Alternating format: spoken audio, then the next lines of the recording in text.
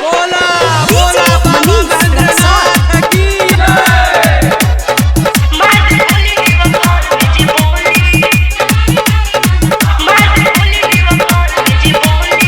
घर हमर हो गोरखपुर जिला, भोला के भक्ति में मगन रहिला, मगन रहिला।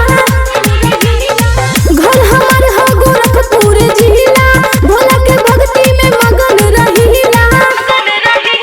पहिला सोमवार जाई भोला के दुआरी, केहू न हमनी के बोली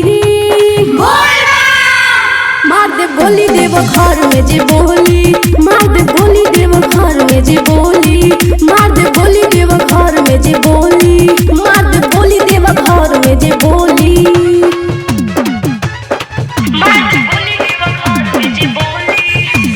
डीजे मनीष रक्सौल।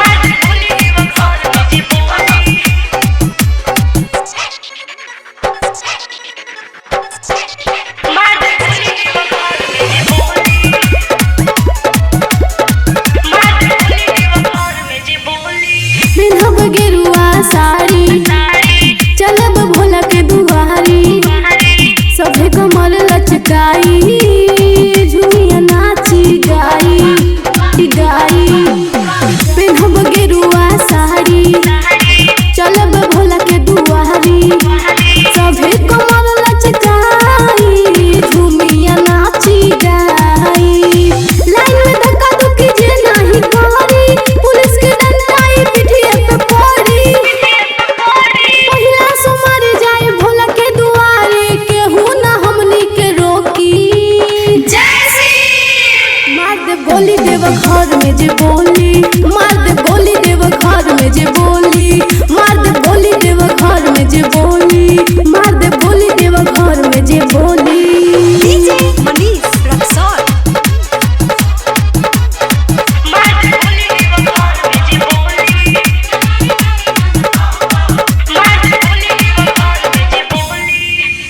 जीतू जितेंद्र के नाम बा, देव घर गइल उनकर काम बा।